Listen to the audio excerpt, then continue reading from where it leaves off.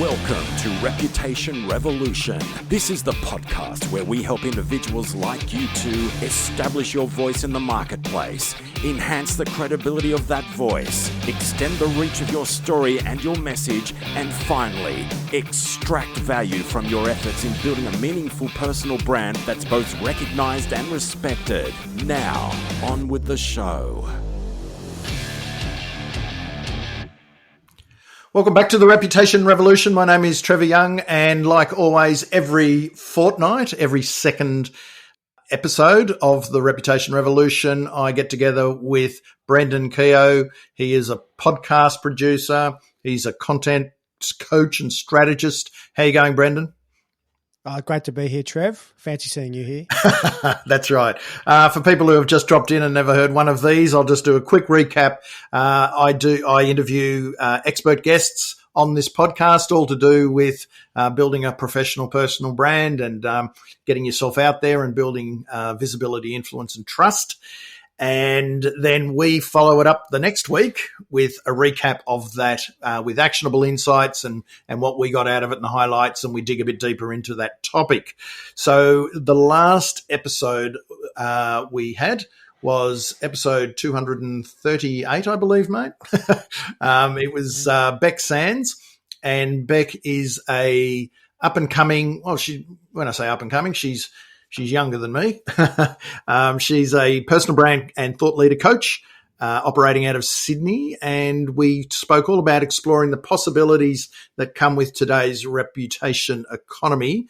And Bec is doing some great stuff out there in the marketplace and a lot of videos and educating and live streaming. And she's really popped up on my radar, and she's doing some really good things. So I thought I'd get her on the podcast to talk about that. And I think it's really important, Brendan, to understand the reputation economy is with us today. All we've got is our reputation. It's the biggest asset we now have. It's portable. We take it wherever we are, and now we can build businesses around it as well. What was your takeout of my conversation with Bec Sands? Many takeaways, because it was a very broad-reaching discussion. Imposter syndrome. We need to talk about imposter syndrome. And it's staggering to hear you guys talk about many experienced professionals who still suffer from this. So, the massive takeaway for me, as someone who aspires to be more visible, is that everyone is going through this. Do not let it hold you back. It can't be a reason anymore. Cannot be an excuse. It's actually quite liberating to think that everyone goes through this challenge. Yeah, Bec finds it, and she deals with, some pretty, senior professional women. She deals mainly working with career women and professional women and helping them get out of their comfort zone and to build that personal brand. And I've seen some of the testimonials of the people she works with, and it's very much around, taking steps and getting results. But you're right. We do mention a lot about the imposter syndrome and the limiting beliefs and the roadblocks people have. I mean, there are a number of roadblocks, of course, pursuit of perfection and things like that. But ultimately, it comes down to this limiting belief of imposter syndrome. And Bec was saying that, just about all the people she deals with have got it. And so, mindset. Your mindset is so important. Yeah. One bit that kind of gleaned out that I really took something from, or sort of ran with, telling Bec was talking about making sure you articulate, name these challenges and barriers that you have, kind of face up to them, really look at them and study them, and it just got me thinking about how important it is to really be clear on our story. Not even just for the general marketplace, but for ourselves, to give us that reminder, if you like. Look in the mirror and go, yeah, see, I've got this. Here's my story. Here's my journey. Here's my background. Here's the runs on the board that I've got. So, another reason for us to build your backstory, really be clear on your journey and what you have to offer. There is a lot of work up front, and Bec and I talked about this, and you and I have discussed this before on the podcast about getting that clarity. So I've always thought clarity and mindset sort of go together, and sometimes the clarity you don't get clarity because you've got these limiting beliefs. So your head gets a bit cloudy, and you're overthinking things, overcooking things in your own mind, and often it will come down to who will want to hear from me. We're trying to with our clients, we're trying to position them in the marketplace and get them fired up and out there and creating content and building audiences and everything. But if you are someone who's saying, well, who wants to hear from me? And you're putting yourself backwards a little bit, then you'll never get out there and start making it happen. And I've said time and time again, I'm not a counselor, I'm not a psychologist, but I see this all the time, and there are ways around it. And I think sometimes it's quite simple for people. It sounds simplistic, just get out and do it. And you will overcome it that way. But for some people, it's a bit more deep-seated, and they might need to find other strategies of dealing with it, because you're never going to really cut through unless you embrace it. And we were just talking off air about two thought leaders who are in a very similar space, but with different approaches and different audiences, different ways of saying the same thing or similar messages.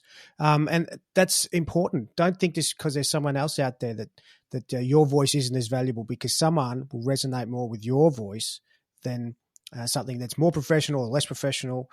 Be yourself, get out there. There'll be someone who benefits from what you've got to say. Yeah. So, and which brings us to planning. There was another theme throughout your chat with Bec. Yep.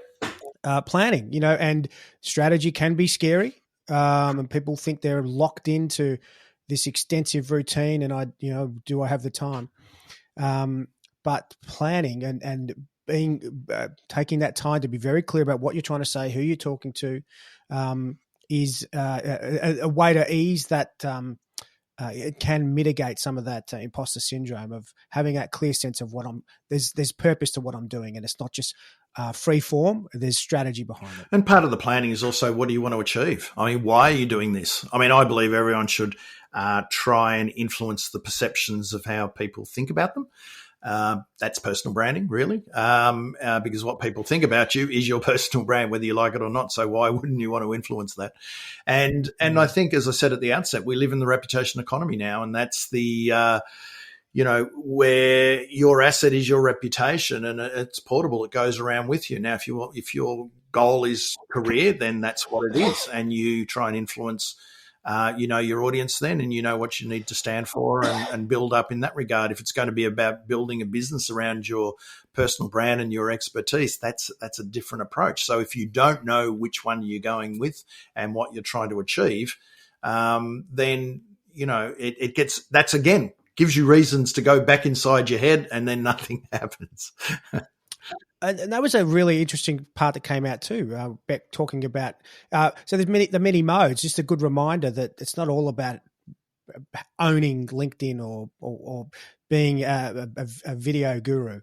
There's many ways to building your personal brand. And she talked of a client of hers or a friend who didn't do social at all, but had built their personal brand by in-person networking events. Yes. So there's many roads. So find the one that you feel is right for you. Don't try and be something you're not. Yeah. I loved Bec's story of how she decided that she was going to be overcome her limiting belief around speaking. Yep. And sought out to overcome that. Yep. So that was inspiring, and that's a great way of that kind of concept of putting yourself out there. Again, the mindset, making that decision, trying, getting out of your comfort zone. Yep. But there's many ways to skin the proverbial. So skin the proverbial.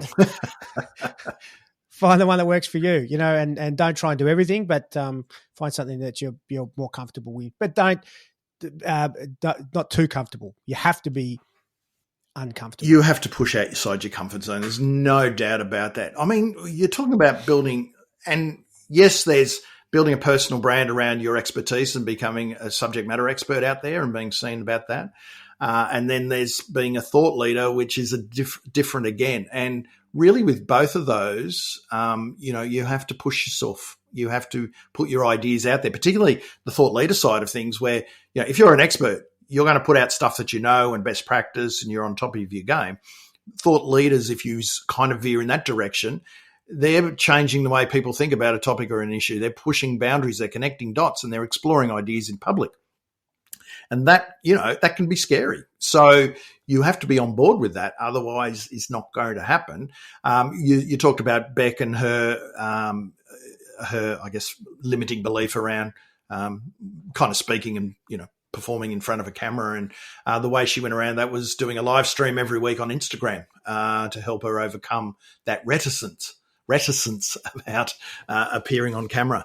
And, over time, she just did it and did it and did it and did it. Now she does it and she loves it. And she's great in front of the camera. And, in the early days, she said there was only kind of, you go live and there's only one person watching it. And she said that was probably her husband. But even if you do something live, people will watch it later at another time.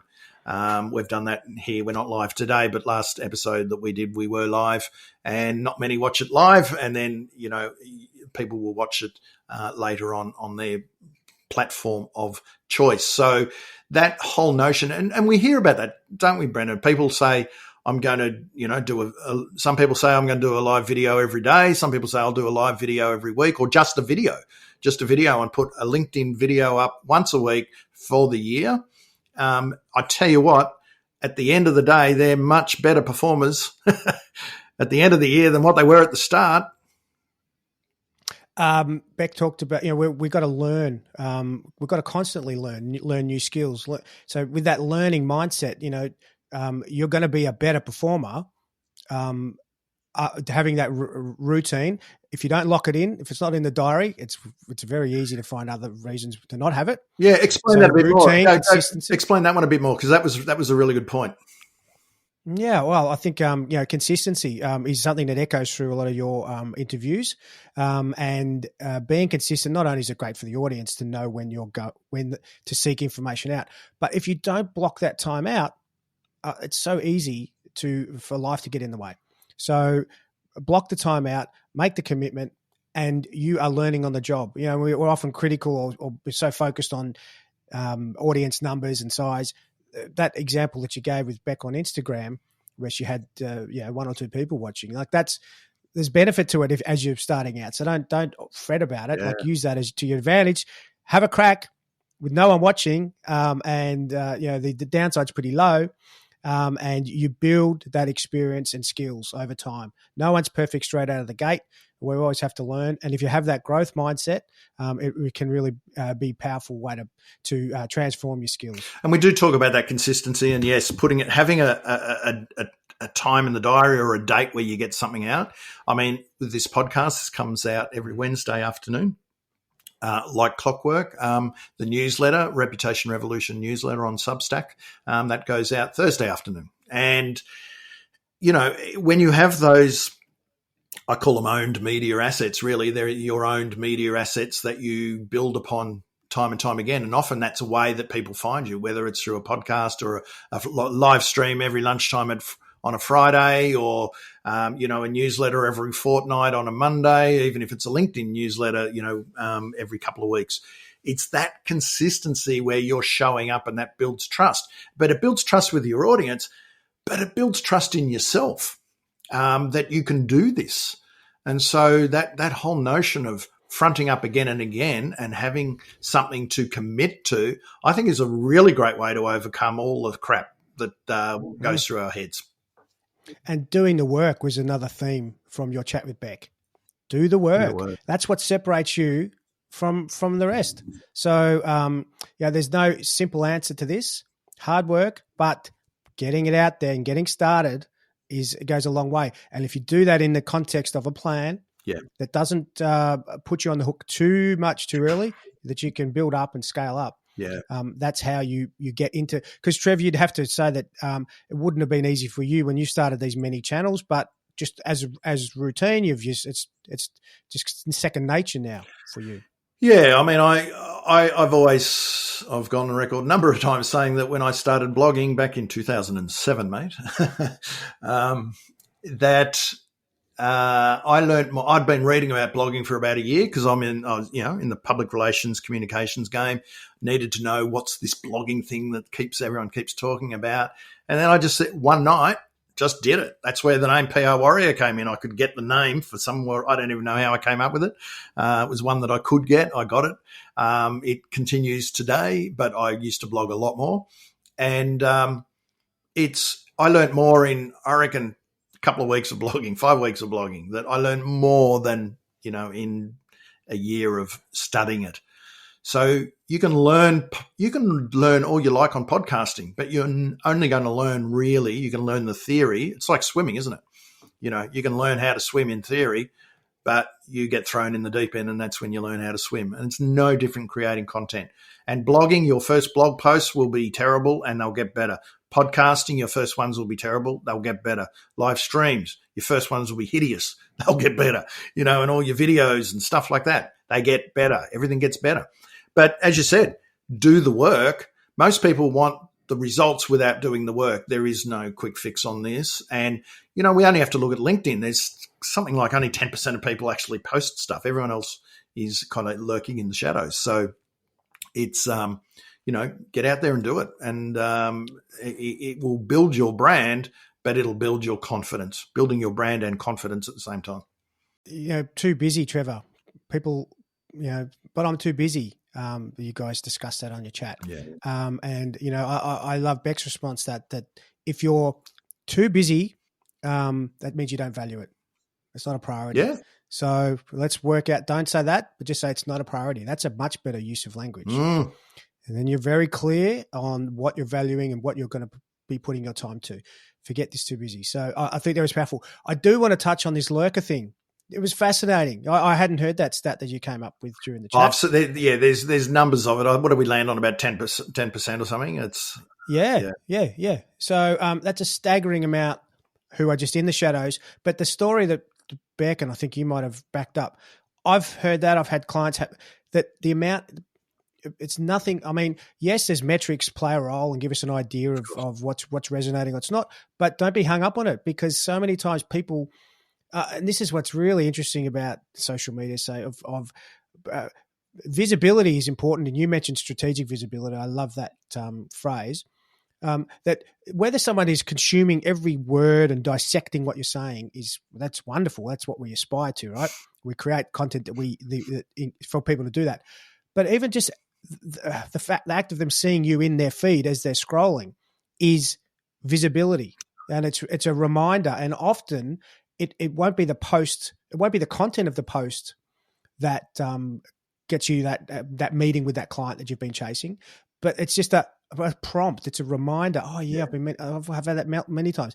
Yeah, I just saw it and I've been meaning to contact you. It's not about what I posted. It's about the just a reminder of presence. It's the aggregate, isn't it? That you're appearing and that you're trusting because you've trustworthy because you keep appearing, and and if your content hopefully is good, that's what I call respectful reminders. I'm dropping in here, reminding you that I still exist, and I'm drop a little information bomb here every now and then, and how many times do you get it? I get it a lot. People say, "Oh, do you know such and such who does something?" And I'm saying, I think I do. I just can't remember their names at the moment. There's too many other things floating in the head. And but if that person had been top of mind, and top of mind means visible in a respectful way, then that's really absolutely critical. So that's why we talk about content and showing up, is to be in that feed. And Bec does it with me. I mean, she was visible for me, and that's when I said, come on the podcast, because you're popping up all over the place. You're doing good work. I like what you're talking about. So whether I'm asking someone to be on a podcast, or someone else says, can you take this workshop for me, or someone, I need a coach, or whatever it is, that you've got to be in their face in a nice, respectful way. And, in terms on that visibility, to maximize that visibility, the bang for buck of certain activities. So we are all busy, but so the leverage you can get from being on a podcast or having your own podcast, something that can get one to many, is quite powerful. And obviously, you could do all the networking live in-person events in the world, but that's a hard slog. This is how you can, an additional tool to reach a lot of people that weren't in your network previously. So, it's, as Bec said, coming on your podcast, like she'll create time in her diary for those kind of either creating her own content, being on podcasts, that kind of thing. So create the space to maximize your leverage with some really powerful activities. 100%. Now, Bec, just conscious of time, Brendan, but Bec also mentioned about she's done this thing. She was worked in corporate. She was a consultant. She then became a consultant. She's worked, in the PR game for a long time, and then she transferred when she went into her own gig. She was doing consulting with clients and stuff first, which is the natural movement from what she was doing. And then once she was, got her salary doing that, then she's evolved into more coaching and doing different things. And that, I thought that was good. She talks about working from anywhere, and that's the beautiful thing. If you have this knowledge, a knowledge-based business now, based around your personal brand, you can work from potentially anywhere, and have a nice little business running. And I know, Bec recently was in New Zealand and still working and still talking about, hey, I'm in New Zealand. And, she's now creating the business stroke lifestyle that she wants. And that's the reputation economy. Your reputation allows you to do that now. Now you're talking, Trev. Now I'm talking. Speaking my language, right? It is the dream, and it does free you up. Bec even talked about how you're more efficient because you don't have, you're away from the corporate meetings and emails and just noise. She can get more done. Yes. Now, you need to rope in other experts from time to time, but you don't need the massive overheads of a big business. You can be effective, have your team, just like you and I do, that we dip in and out of as needs require. But yeah, you can be nimble.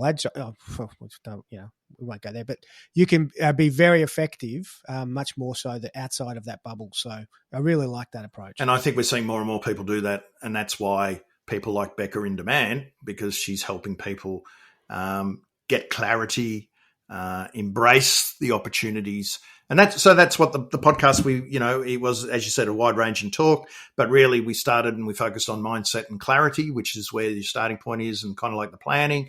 I do that with clients. Bec does it with her clients. There was some common ground, so some good talking points there. And then we kind of moved on to the, putting yourself out there a bit more, but then what's by doing that, by building that brand and that reputation out there, you've got credibility, then you can start the business side of things, the business of you, as it were, and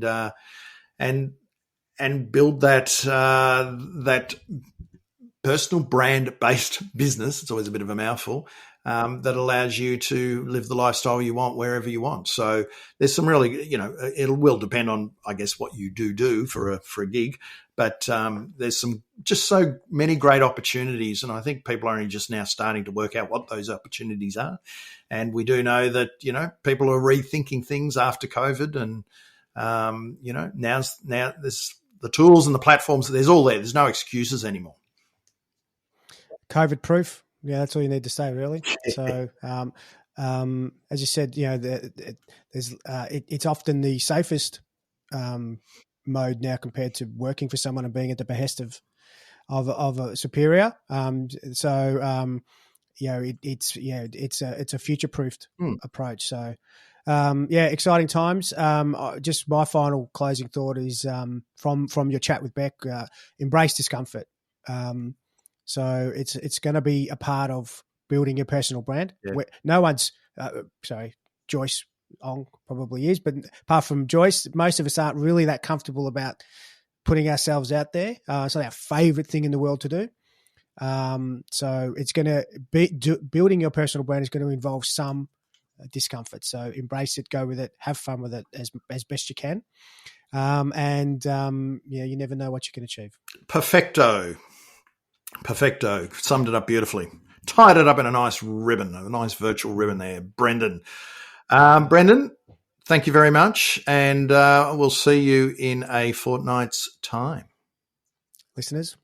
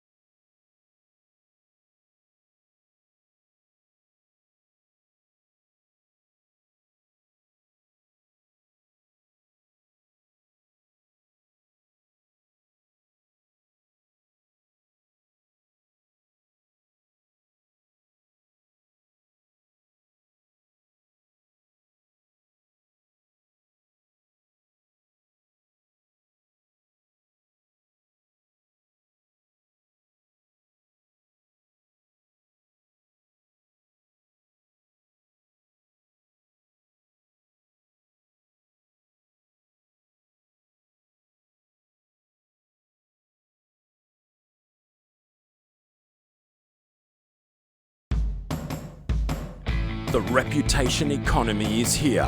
The world today needs more genuine, credible experts and leaders to stand up and share their experience, their wisdom, their stories and ideas. Are you in?